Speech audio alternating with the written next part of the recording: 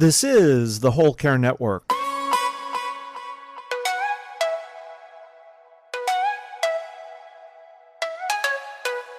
Helping you tell your story one podcast at a time. The following CareLab podcast does not provide health or medical advice. All content is provided for information purposes only. Listeners are encouraged to speak with their healthcare provider for specific healthcare advice and are wholly responsible for the outcome of implementing any tips or information presented.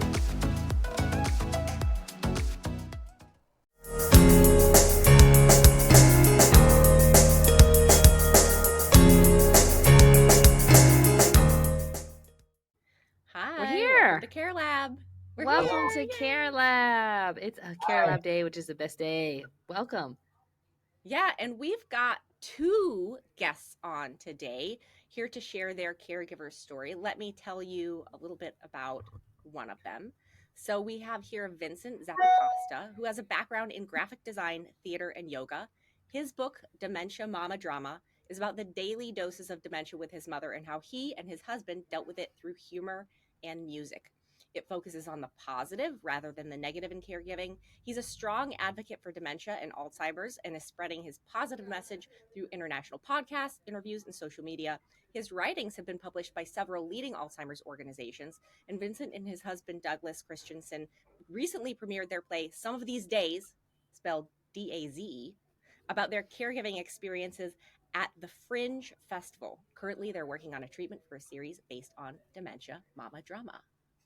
And we also have Douglas Christensen here, who comes from the world of theater and dance, and he traveled performing internationally and loved experiencing different cultures. And after moving to New York, he worked in publishing and eventually met Vincent Zappacosta. Fast forward many years later, we won't say how many, they're still together and continue to make each other laugh. His role as a co-caregiver for Vincent's mother added another level to their relationship, and their journey is brought to life in the book Dementia, Mama Drama. And they continue to participate in podcasts and interviews, supporting caregivers and Alzheimer's by sharing their experience. So thank you so much for both of you being here. Well, thank you for having us. Yeah, for sure. Okay, so we got all the formalities out the way. Yes. Now you have to answer a icebreaker question, and you have to answer it first because we're rude people, and so we let the guests go first. Mm-hmm. And it's not going to be that challenging, and it shouldn't be weird, I don't think. But here's what I want y'all to know. Hold on a second. It shouldn't be weird, I don't think. I mean, I gotta leave it up. That's what you want to hear before someone asks you a mystery question on a podcast. A mystery question. Yeah. Starting to sweat a little now. Yeah, I know. There's no need. I have a lot of bark and no bite. I actually want to ask everybody. When I say the word memory, what's the first thing that comes to your mind? Good feeling. Good feeling. For me, it was cloud sky, something high, floating memory. Oh, that's so interesting. Yeah, I love it. And I also appreciate that y'all just did the word association and didn't explain. Just give us what the first thing comes on your mind. Amelia, what's your first thing that comes to mind when you hear the word memory? I'm such a nerd. I'm thinking about memory and coding and the attention process and getting things from working memory to short term to long term. A thesis statement, basically. Yeah, basically, such a nerd. What about That's you? why word association is such a good tell of personality, because it's the first thing that comes to mind. When I think of memory, mine's similar to Vincent's actually, because I think of goodness, because I'm the kind of person who lets memories go really fast if they're not good, and it's like it never happened. So to me, my memories are good. Yeah. I mean, the other thing, thinking about it a little bit, but not really, because I was listening to you two. Our home and everything that we surround ourselves with has a memory attached to it, and obviously there's no negative vibes there. Otherwise, we wouldn't have it around us. Yeah. So everything means something good. So we can be walking through an apartment, our home, and just looking at a painting or at a book or something, and it's like, yeah, it's good feeling. It's a good energy, and so that's and what evokes a memory of something, or why we have it, or where we got it, or who gave it to us, or so it's usually a good feeling. Yeah. Mm-hmm. So I think that's such a wonderful segue into talking about y'all's story, and of course, Vin, your mother, Anna's story. Did she pronounce her name Anna or Anna? I should have asked that before. And actually, for her, anything, just call her. Really, it's like, lady Anna, Anne, but Anna, yeah.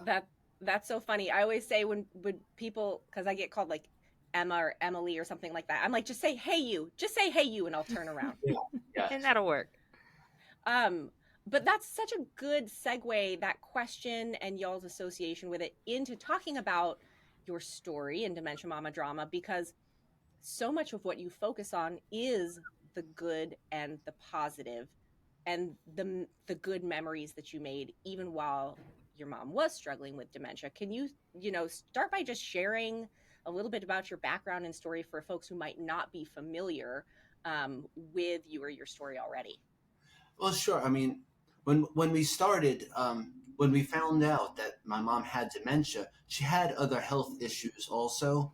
So it just escalated. So it wasn't purely dementia, and that's why when we wrote the book, it was about caregivers, not just about dementia, because we're all caregivers in one level or another, whether it's children or family members. There's different levels of caregiving. So I think it encompasses everything that we will all go through at one time or another. And I say, if we're lucky, because we learn so much from it and learn more about ourselves from it. So when I first found out that she did have dementia on top of all these other things, it's like, what is dementia? So of course I'm Googling and I'm looking up books that were out there and stuff, and I'm one that I don't like to follow the rules necessarily, and you're pretty much the same way.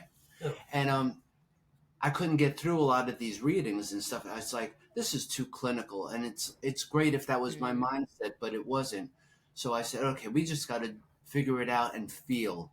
Well, and also when we were going through the experience of all this, it was several years ago before. I mean, this was in the early 2000s, because we took care of her for like 13 years. But there wasn't a lot of information. There wasn't a lot of caregiver support groups. There wasn't. Now there are so many more, which is great. But then it was like, you're kind of flying by the seat of your pants, trying to figure out, what do we do? How do we deal with it? So we did it in our own way. Yeah, because a lot of things that I would read, they say, don't do this, these are the definitely don't do's. And it's like, but this works for me, don't. But so that's why you have to know your loved one and just go with that. And because you're the only one who really knows your loved one. I mean, the doctors, the nurses, I mean, people deal with them on a daily basis, but you're the one who really knows them and how they work. So you need, I mean, and he always was you got to be the squeaky wheel, and to get things done and to make sure that your loved one gets the care that they need. I squeak. I just always ask questions. If I don't know anything, it's like, there is no stupid question. No. So you go from the beginning, and it's like, if you told me A, why is it A? Do we have another option? Is there something else we can do? I mean, I needed to do that because I wanted to get all the information that I can gather, that I can comprehend and utilize it in this situation. Well, okay. To your point, to your first question, was how this all sort of started. I mean, we got sidetracked a little. Was that we being with her Welcome daily. to CareLab. That's what we do here. This is what we do. Sidetrack. That's totally fine. About how we started doing this and how the book came and working. Vin was writing a blog because he had to get his stuff out, and it also included her.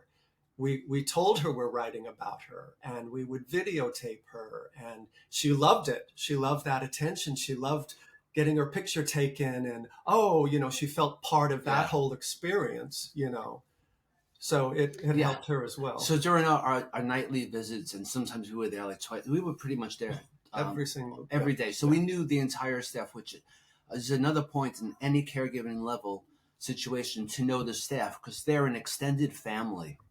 And you all have to get along and be on the same page. I mean, many times they didn't know what to do, and they would call me at 2:00 in the morning or something. It's like, your mama is up, and it's like, oh, darn. Okay, give me the phone. I know what to do. Or have you tried singing to her? Have you tried asking her to sing?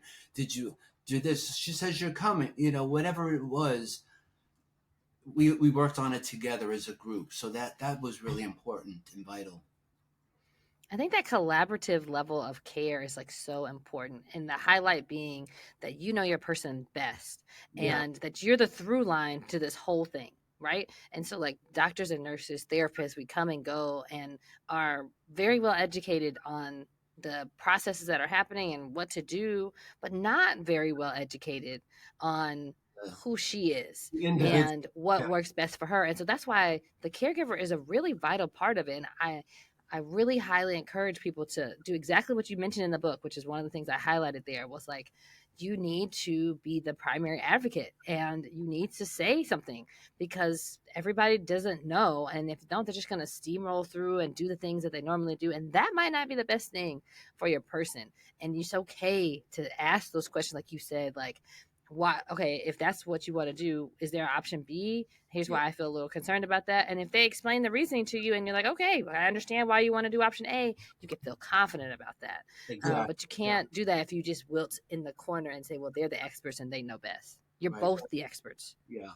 Because the first thing, I mean, just a really short thing, one of the first things in the first place that she was in after her operation was the social worker said to me, you come and visit your mother too often.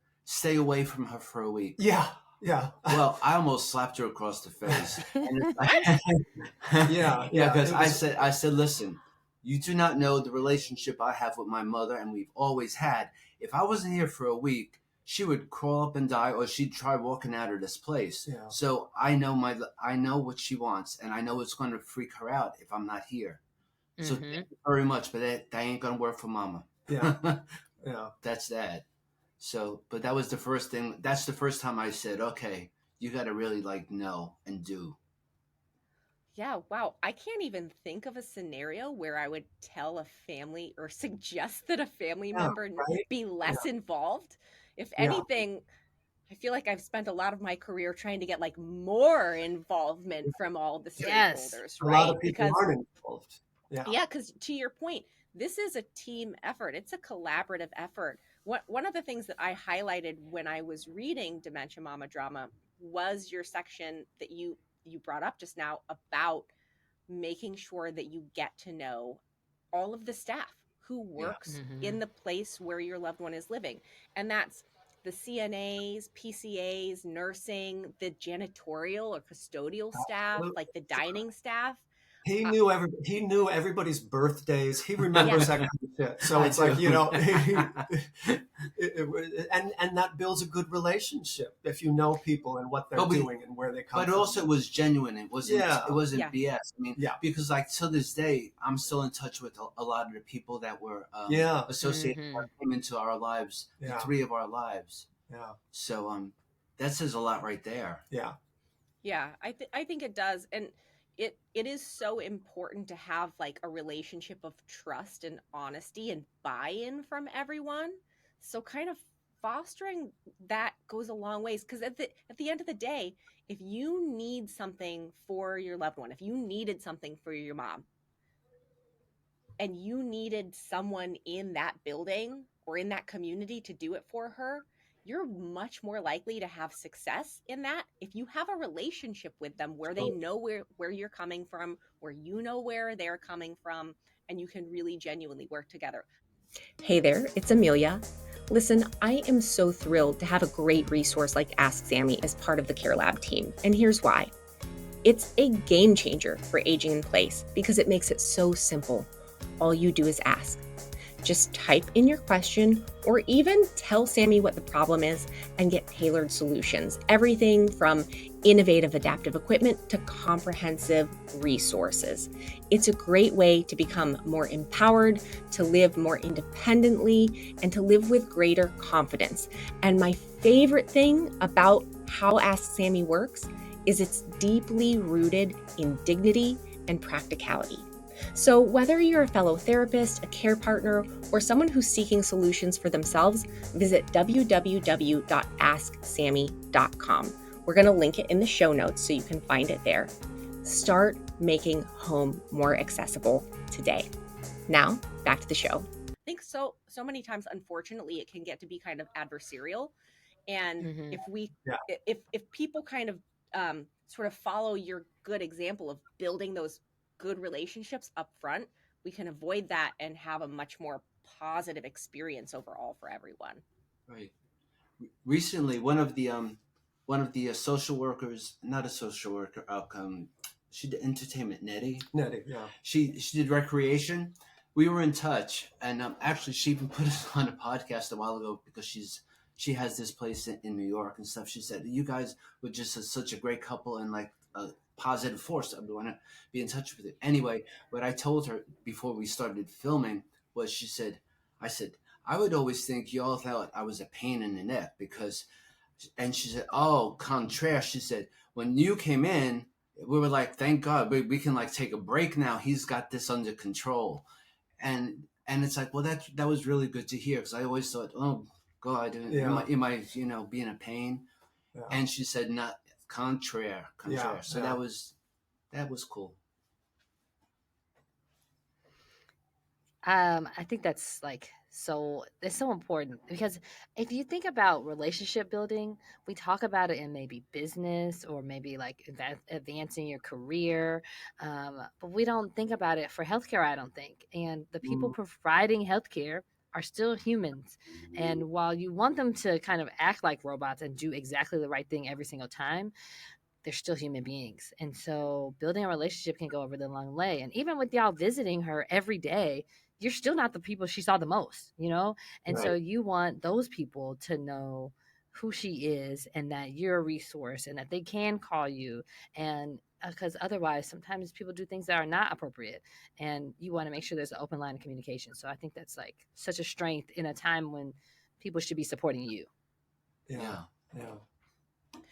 I want to shift the conversation a little bit now to one of the big overarching themes of the book, which is your mom's love of music and how y'all were able to use music and harness the power of that love to really create joy and positive experience for everyone. It can really be so powerful, especially for anyone, but especially in kind of dementia care situations. Would you talk a little bit more about that?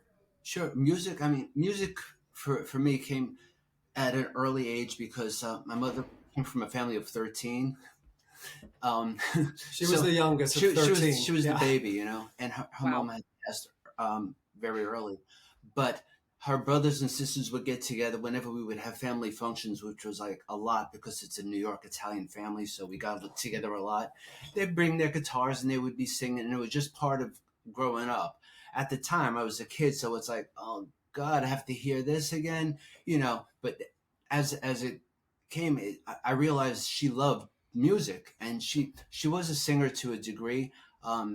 She auditioned for kiddie shows, and she was on kiddie shows, little radio all shows, these things. So she would bring up these stories, and we would talk about them, and then she would just start singing every once in a while. Especially if she was like, I can tell she was feeling blue, and she would just start singing, and it's like, okay, I think we got something here. So then I would sometimes sing along with her, or it's like she'd just be there because sometimes. I mean, if you're in a nursing facility, you're not always the cheeriest person because most of them do not want to be there, So I can tell she was blue, and it's like, why don't we sing something?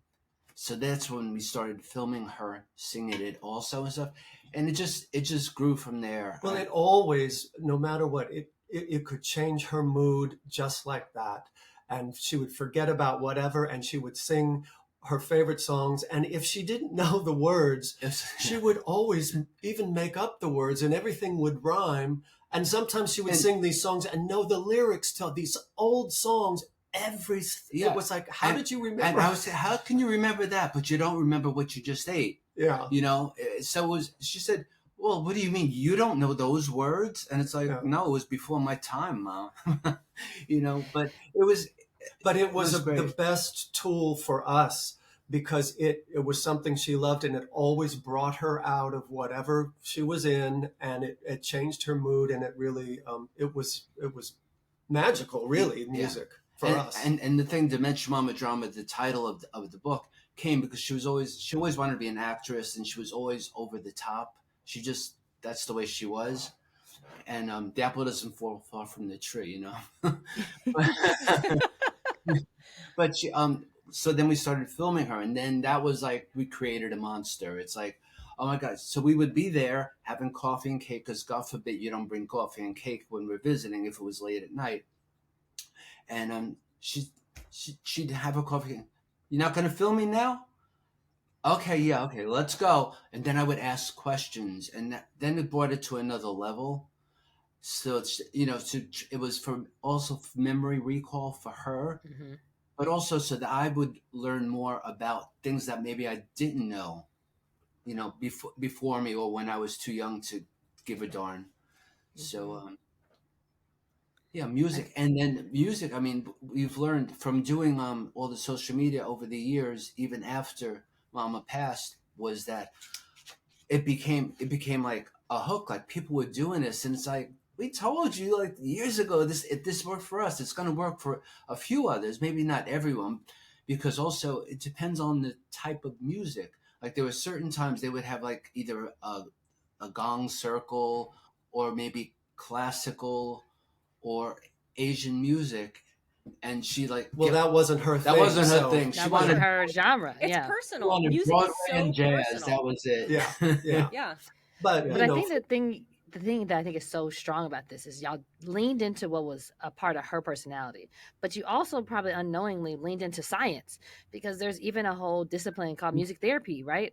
And it's used heavily in memory care facilities because it has such powerful purposes. And you're so right. Like, it's not just the fact of having music, it's music that you connect with, music that you're used to from your experience. And so it has its calming effects, but also like mood changing effects. And so people have studied it, and there's a lot to go behind it, and you followed your instincts and did a thing, and it worked, you know, and that's like so powerful. The people in the UK especially, they have a lot of different organizations and stuff that support that. Like, they were giving out, I forget the name of it because there's been so many and I can't remember everything right now. But but they would hand out iPods or for the residents there, and they would just notice a difference. So that's a big organization actually that follows us and very supportive. Well, it's I don't know if it's surprising, but UK has a really big dementia community in social media that dementia that he's connected with, and they're very positive and very out there, you know. Yeah. I have a question. I know that part of the reason for writing the book is to share your experience so others can learn from it, feel encouraged by it. But what would be maybe, and I would love if each of you answered this question, what would maybe be like your top 2 things that you always want to relay to another family caregiver from your own experience? Like, what are if you would have known these 2 things before finding out her diagnosis of dementia, it would have been helpful?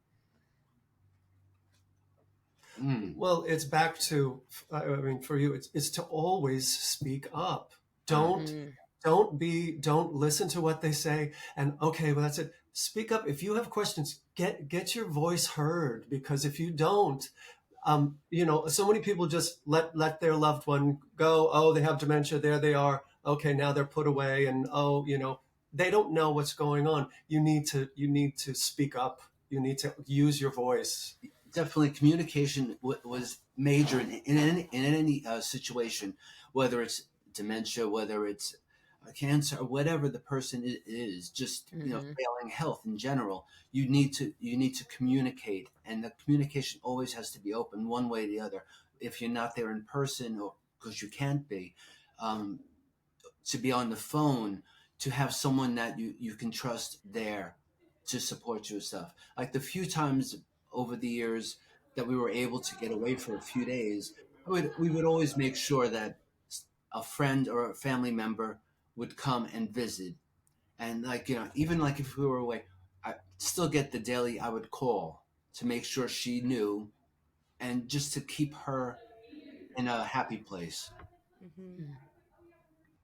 One of the things that y'all, and again, you literally, like, you said this by name in the book, and I have it highlighted in there from when I was reading, but one of the things that y'all really figured out and leaned into very, very intentionally, but also really intuitively, that a lot of people could benefit from was your embracing routine and familiarity, and knowing that having that, keeping things familiar, like when I'm teaching about caring for dementia, I use a model called DEFT, and one of the F's in there means familiar. Like keeping things familiar is so essential for quality of life and functioning and mood and things like that. And y'all really figured that out right away. How did you? That's actually really hard for a lot of people. So how did you just come upon that so intuitively? Well, we would go by the schedule. So we would try to keep some type of a schedule and a regular thing, whether or not it was, this is the best. And also from visiting at certain times of the day, we know certain times when things were happening. So she didn't need us there then. So she's occupied, she's happy. That's good. Other times there's like nothing going on. It's like, we need to be there.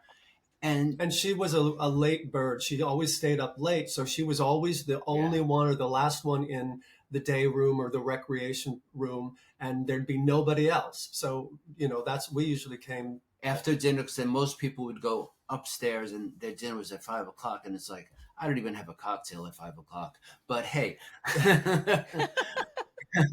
but they went upstairs and there were still a few people. And the other thing we did about speaking about community and knowing people that work there, it was also knowing the residents. So my mother was really kind of jealous, because I would also like go to people that I saw that were just like sitting there, like, lost, or just like not smiling. And I just go over and like, hey, how you doing? And they would light up. Yeah, it was important. That's for all us they needed, to interact with other residents that were there, because a lot of people have no one and they're there by themselves. And just that one little hello or that reaching out meant so much to so many people. And, we got to know. And his mother would be jealous, like you said. It's like, what are you talking to her for? You came here to visit me. Yeah. And it's like, you have Douglas to speak to now. Leave me alone. I got to talk to the nurses. What do you want from them? I can tell you. CareLab listener, I have a question for you. If someone you love needed a caregiver, what qualities would you want that caregiver to have? You probably want them to be reliable, trustworthy, kind, maybe just a generally dependable and good person, right? Second question, would you also want them to be trained? I'm going to guess the answer is a definite yes. Okay, third and final question for you. Do you think it matters who gives that training? Like, is it cool if it's just in your body, or would you want that person to be a qualified expert? Assuming you do, in fact, love this person who needs a caregiver, you probably want the expert, right? Well, that's what Higher Standards Caregiver Training does. Higher Standards Caregiver Training provides 100% occupational therapist-led training for caregivers. Caregivers get taught everything from gold standard foundational skills for transfers and daily living tasks, all the way up to how to deal with specific diseases and injuries. And most importantly, they are taught all of these things in a way that is practical and enhances the participation of the person who needs the care.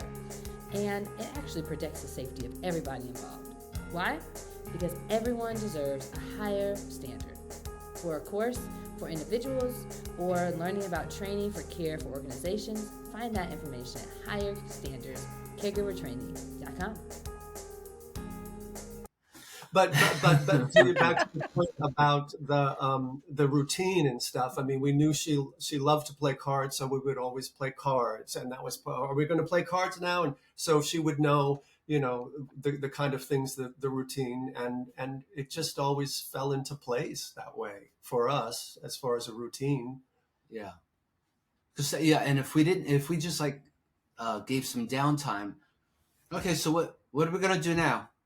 Are we gonna play cards? It's like, oh, okay, yeah, let's play cards. And other times she's okay, I'm over it. Let's okay, then sing a song. Well, and exercise too. I mean, as minimal as it was, she didn't get any physical therapy much. And once she was confined to a wheelchair, she was on a walker for the longest time. And then when we moved, they took away her walker and said she couldn't be in a walker. And that was like a game changer. That broke my heart when I read that in the book. That made me more than a little upset and sad, actually. And they wouldn't. We tried and tried. No way I could get it. And if I couldn't get it, seriously, you couldn't get it, because I knocked on every door and I said, we'll do a waiver if anything, God forbid, should happen. She's got enough padding. If she falls, she's not going to really hurt that much, unless it's her head. But it's like, no. But it changed her a lot, because that gave her independence with her little walker, and she had all her stuff on it. And then she's in a wheelchair, and she never could really figure out how to work it or how to get herself around. So she depended on people to take her to the day room or to take her to wherever, So it was a horrible thing that she lost a lot of her independence. Yeah. Which and in turn probably affected her cognition as well. Probably her cognitive functioning got worse at that point too, because she wasn't up and moving and engaging and participating as much. She wasn't able to go just see the things that she wanted to see or interact with as many people, and that has a huge impact on that.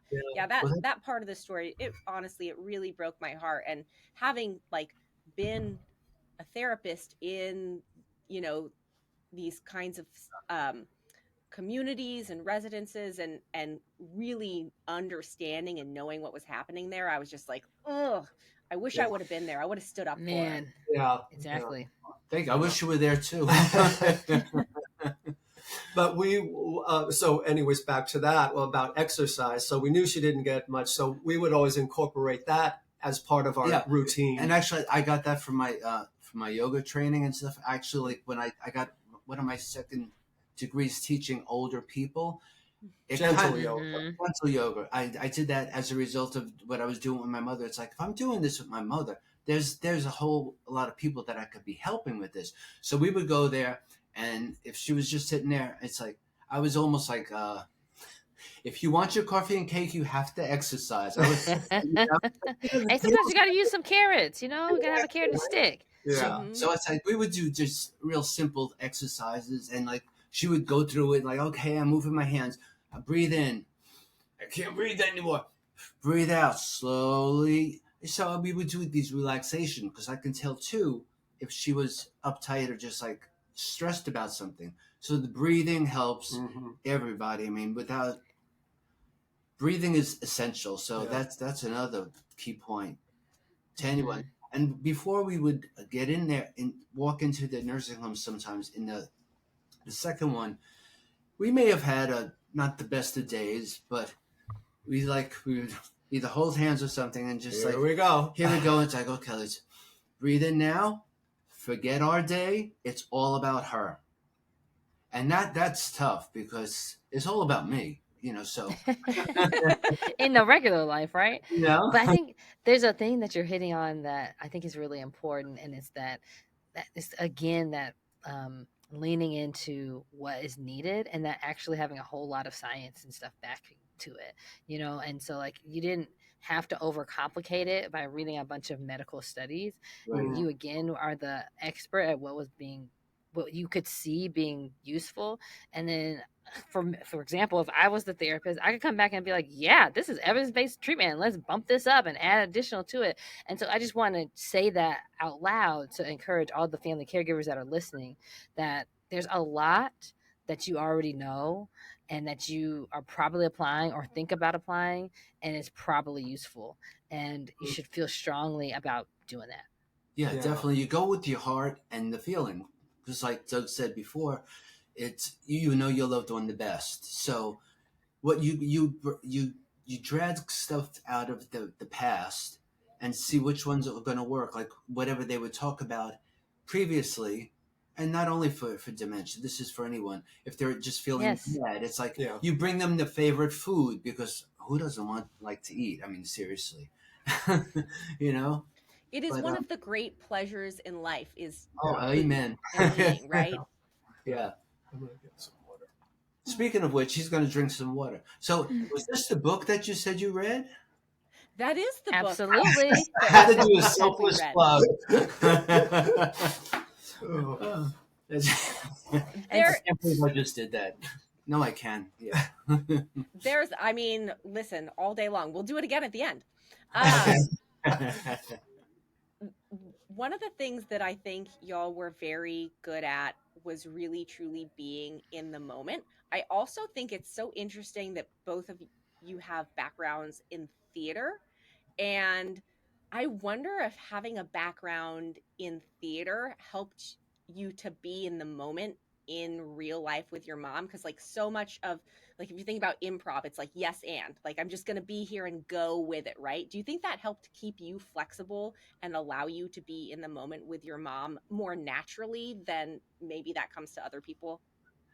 I think so. I think that's a good point there, because generally as an actor, you have a little bit more empathy, or you're open because you're always studying characters that you're going to play. So you have to be open to things, and you can kind of feel out the situation. But also, like growing up in New York, I was very kind of street smart. Like I knew what was going on at an early age. I just knew. So yeah, but the theater thing definitely was a I guess probably subconsciously that really was something of, like you said, the improv sort of thing, because you're just here, we have to deal with this, what do we do, how do you get through this? And it's like, okay. So a good tip would maybe be, even if you didn't have a theatrical background, now's your chance. Everybody wants to be in something. Come on. So just like make believe you're doing a show now. So come on, do it. Well, it was like we'd get there and it's like, okay, it's showtime. Here we go. Here we go. Yeah. For us, it was a lot. I mean, a technique sort of like, it was always about sort of distract and divert. Yeah, the two Ds. Get her away from that bad road and let's lead her into the good road today, whatever, So it was the divert away from all that bad stuff. So before we go, I really would love if you tell us a little bit about the play and like why you decided to because if I'm correct about the order, it was writing the blog post and then writing the book and then turning the book into a play. Kinda. And if so, why did you feel like so tell us a little bit about that.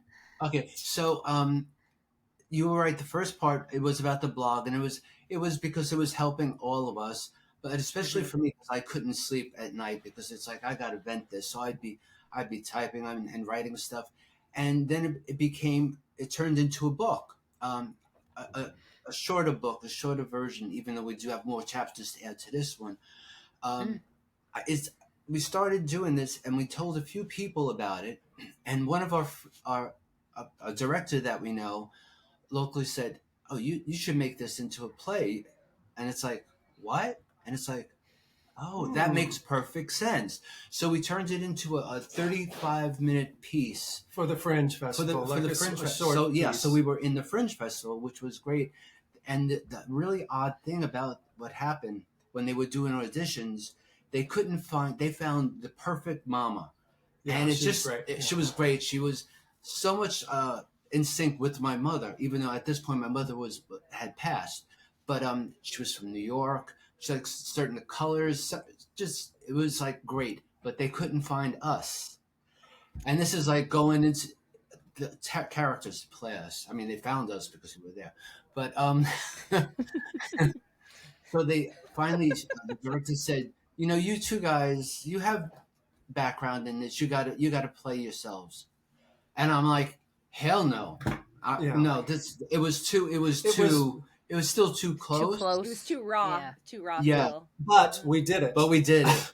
So So that was for the Fringe that we did that. So to say these words that actually happened and to hold, because sometimes it's better not to like let it all out, but to hold back, because sometimes that becomes more real. Like I'm saying, like if you want to cry, it's better to like hold back your tears in acting. That was a tip from Judy Garland, by the way. Thank you, Judy. Yeah, thank you, Judy. So we worked on it more and developed it into a full-length play. And we had some readings in out here and in New York as well. Yeah, on both coasts. And then we continued working on it, and then it became a full-length play. So it's two acts. Thank you. And but then we put that aside because it's like, this book, we never really finished it. And this was during COVID. So it's like, it's pretty much done. And I designed the whole thing, and 95% of the photos are mine because I was an art director too. So it's like everything had to be laid out just the way I wanted it to be and stuff. So it's like, let's do this book. So it was during COVID, and it was like, okay, here's an opportunity to really focus on this and get this laid out. And the way that we decide, I mean, Dementia Mama Drama, it's a daily dose of dementia with Mama. And it's like little chapters that are, because a lot of caregivers, a lot of people, you don't have time. And so here's a little snippet you could read. It's a very easy, digestible, quick read. Yeah. Lots of good lessons. Yeah. Mm-hmm. Yeah. And that was kind of, because that's the way I like to read things too, because I'm not a big avid reader. And if it's this long War and Peace, it's like, girl, I ain't reading this. Yeah. I need the short chapter. If that was broken up into like 4 pages per chapter, I probably could do it. But that was the reason why it was done that way. Yeah, like a daily dose. Here's a little dose, little doses. And then like getting all the positive feedback from it and stuff, it's like, I think we have to take, instead of going back to the play, let's try to bring it into so that more people can relate to it in a bigger audience, and not only dementia, but caregivers, and the bottom line being positive. So that's when we started the series. And so we wrote the pitch. The pitch has got to be a little cleaned up. But other than that, we have the whole arc of the way it would go. But for us, for this particular piece, it's going to be more about the couple dealing with the mother than the mother. Not that she's a peripheral character, but it's about two people going through their relationship. I mean, we were together for 4 or 5 years, whatever, when it started to happen. Yeah. And it's like, it could be make or break for some couples, having to deal with someone's parent, because caregivers, that's when a lot of times if they're married or just together, it has broken up a lot of people because they couldn't do it. So we were fortunate that it didn't. And it just made our relationship stronger, I think, really, because we had this purpose, and we were, and she was great. She was fun. She was, yeah. She was a great woman. She loved him. Yeah. She would call me a little blah, blah, blah, blah, but she like, get Douglas here. Well, thanks to you both for being on this episode of CareLab. Yeah, you want to thank you. share again a little bit where can people find the book Dementia Mama Drama? Where can they find the book? Where can they find you? This book? That book right there. The book is on Amazon. Funny, you should have that. And it's available in a paperback or an ebook, which the ebook is in full color, and the photographs and things are really beautiful. The more crisp. He did a great job with that. Well, thank you. But we would recommend the ebook, and but it's available on Amazon. And where can people find you? Are you on social media or? You name it, we're on it. Yes, Facebook, X, Twitter, whatever, Threads, Instagram, as Dementia Mama Drama. Yeah. Also, we're actually starting to do Blue Sky now too, because there's a lot of stuff going on out there with Twitter and Yeah. And then the numbers But that's a whole nother. That's a whole nother. A whole That's nother a different episode. podcast. Yeah. Yeah. That's a whole different podcast. Exactly. Get in touch with us for Yeah. that too. That's okay. So check out Dementia Mama Drama on any social platform, pretty much. Yeah. Social media platform. Well, All thank right, you Brandy, so take us much home. thank you so much for being on the show. And if you have been listening all the way to the end and you made it this far, we appreciate you as listeners. Please make sure you like and subscribe so you can get this content regularly in your feed, and also so that other people can find this kind of content. And we look forward to you watching and to you listening to us again next Friday on CareLab. Bye, everyone. Bye. Thank you for having us. Thank you.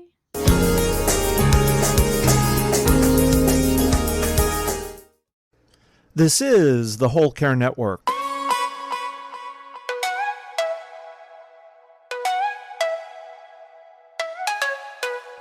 Helping you tell your story one podcast at a time. Content presented in the following podcast is for information purposes only. Views and opinions expressed in this podcast are solely those of the host and guest and may not represent the views and opinions of the Whole Care Network. Always consult with your physician for any medical advice, and always consult with your attorney for any legal advice. And thank you for listening to the Whole Care Network.